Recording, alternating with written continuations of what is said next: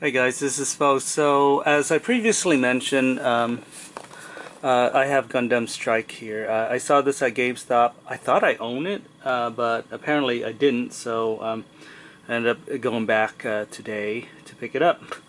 Now, I thought this was, I guess, the original Gundam figure that I have here. The original 1979 version. I mean, they look very similar. I know it's a huge difference now that I look at it, but for some reason, taking it at a glance, I thought this was this one. But now, I know the difference now. I mean, they look very, very different. I did already open this, so just to check it out and swap. And there's some minor stuff that you have to put together, but I mean, it's nothing that you need instructions for.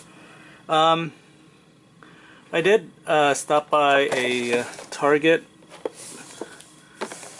and I saw this. So right by my GameStop there was a Target, so I stopped by Target and I found Starscream. This is a Target exclusive Funko Pop. I don't really collect Funko Pop, but I do own a few things. Like I own all the Hellraiser stuff, so I own Chatterer and Pinhead. And I think these will go nicely in the collection of Transformer ones. I don't. I guess I don't really understand it, but I know the pop communities are huge and they love these things. So before we talk about Strike Gundam, I'm gonna talk to you a little bit about my love for Gundam and how. I actually was never like a huge anime fan. I was an old school Fist of the North Star fan, and Gundam was obviously just in that same genre of boys anime. But like I said, I was never like a huge, massive fan. I think in America we had Macross, or actually Robotech, which was a kind of like a remix of Macross and Southern Cross and what's the other one? The new generation or the next generation, which is Mospita, or what's the? Anyway, I obviously love Robotech, and so Gundam has never at least in America has never really reached that wide audience. In 2001, Bandai released these 4-inch Gundam figures. This is actually a Toy Fair exclusive, which is the translucent Shinin Gundam. In the back you can see more of the 4.5-inch figures that was released at least in this wave. And just to show you, for example, Hal Gundam, which is pictured here, is he's like he has a towel. These figures are pretty fun. They're like 4 inches, and they're pretty light. I like the plastic. It's kind of like a rubbery kind of plastic, but they're not model kits, is my point. And then they also released these 7-inch figures. I do not own any of the 7-inch figure except for a few. So this is like a Master Gundam, which and this is like Battle Damage Master Gundam, and they're much bigger. Obviously, they're like 7 inches, 7.5 inches. I own very few of these because first of all, I never see them in stores, and second of all, I think they were quite expensive from what I can remember. Like I wish I had the money to buy these when they originally came out, but obviously they were just really out of my price range. These 4-inch figures, they were probably about $5 or $6, which is the traditional pricing point at that time. And then these 12-inch or the 7-inch figures were more like in the $30 range or the $20 range. So I really couldn't afford these, but I do own a bunch of these 4-inch figures. I don't own the Skull Gundam, which looks crazy, but a terrible design. Alright, let's go back to Strike Gundam. So this is part of Wave 3. So there's 3 figures in this wave. This is the number 9. So all these Gundam universes have numbers. So for example, Wing Gundam is number 2.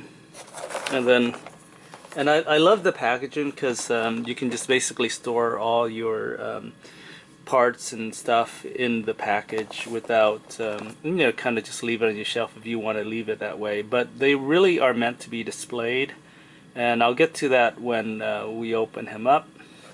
The other new thing about Wave 3 is that there is a special code you can get if you have PlayStation 4 and you play or you own the game Battle Operation 2, you can get a code that unlocks maybe a skin of these Gundam.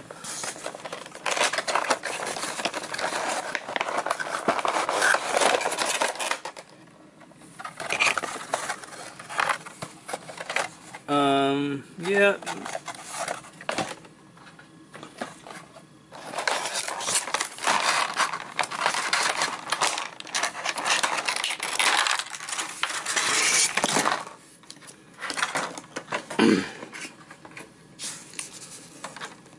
So here he is. So Strike Gundam is actually a ground trooper, or mostly ground trooper. He's versatile, and one of the most interesting thing about him is that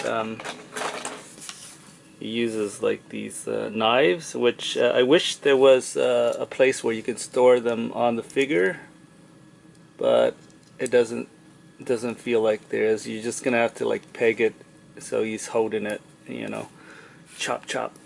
Which is kind of weird because if they're giant robots and he's using a little knife to knife somebody, it seems kind of weird because if you're fighting other giant robots, it might be tough to penetrate the... he's standing next to the 7-inch, 7.5 inch. So he's 6 inches. So obviously these figures are just quite a little bit bigger. And the thing with these Gundam universe is that they're not really they don't really scale correctly because all the figures are 6-inch line no matter what kind of type of mode or model that they are.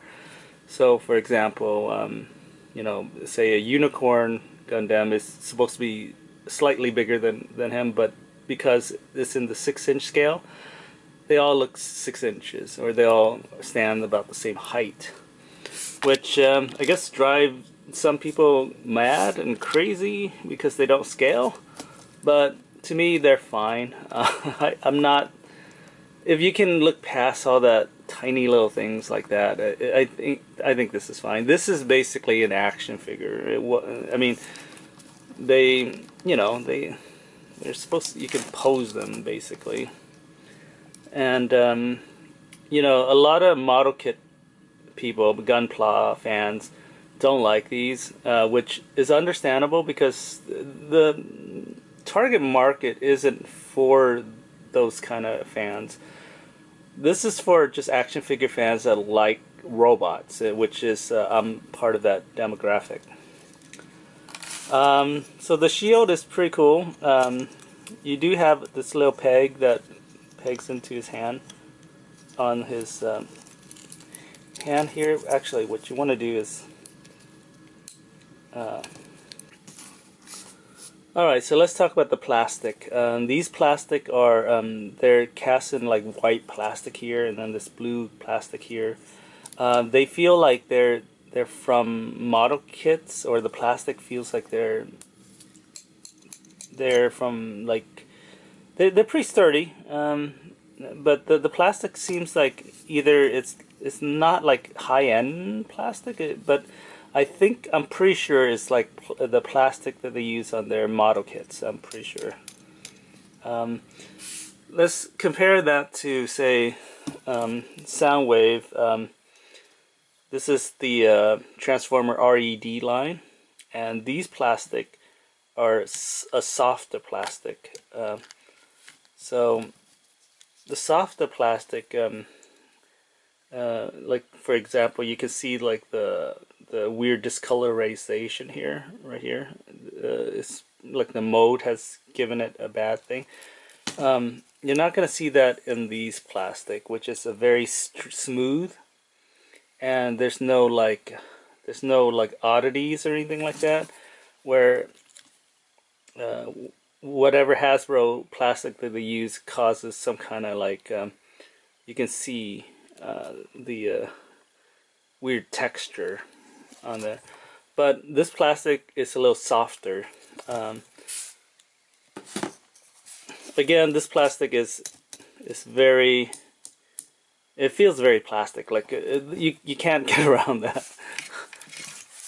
Something like this, the plastic is different. I mean, obviously this is a black shiny plastic, but it feels like his hand is a soft plastic.